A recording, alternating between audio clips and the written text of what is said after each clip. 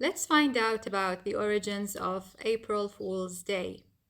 So, some historians speculate that April Fool's Day dates back to 1582, when France switched from the Julian calendar to the Georgian calendar, as called by the Council of Trent in 1563. In the Julian calendar, as in the Hindu calendar, the new year began with the spring equinox around April 1st.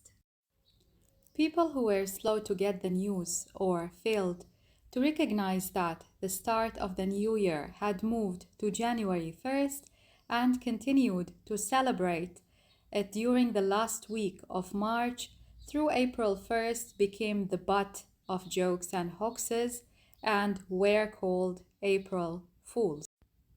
So these pranks included having paper fish being placed on their backs and being referred to as Poisson d'Avril, meaning April fish, said to symbolize a young, easily caught fish and a gullible person.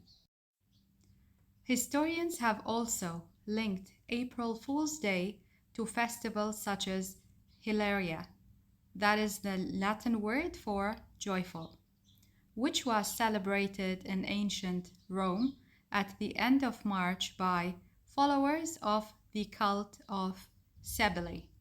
It involved people dressing up in disguises and mocking fellow citizens and even by magistrates, and was said to be inspired by the Egyptian legend of Isis, Osiris, and Seth. There is also speculation that April Fool's Day was tied to the vernal equinox, or first day of spring in the northern hemisphere, when Mother Nature fooled people with changing, unpredictable weather.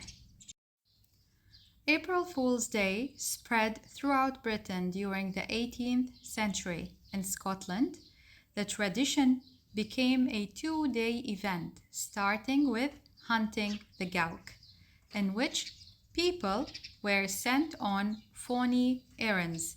Gowk is a word for cuckoo bird, a symbol for fool, and followed by Tailai Day, which involved pranks played on people's derrieres, such as pinning fake trails or kick me signs on them.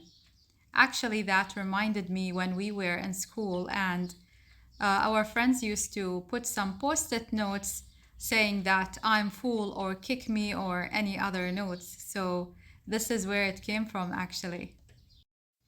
It's time to find out about some historian or history related pranks. In modern times, people have gone to great lengths to create elaborate April Fool Days hoaxes.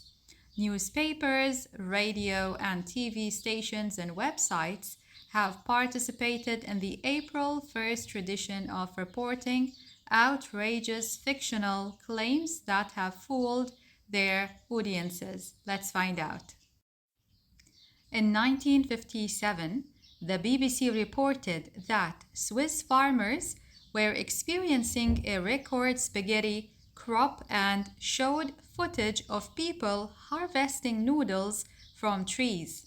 In 1985, Sports Illustrated writer George Plimpton tricked many readers when he ran a made-up article about a Rocky pitcher named Sid Finch who could throw a fastball over 168 miles per hour. In 1992, National Public Radio ran a spot with former President Richard Nixon saying he was running for president again. Only it was an actor, not Nixon, and the segment was all an April Fool's Day prank that caught the country by surprise. In 1996, Taco Bell, the fast food restaurant chain, duped people when it announced it had agreed to purchase Philadelphia's Liberty Bell and intended to rename it the Taco Liberty Bell. It was a pleasure sharing with you some information about April Fool, some history about it, the origins, where it started, with whom, by whom, and some of the pranks as well that was recorded during or throughout the history.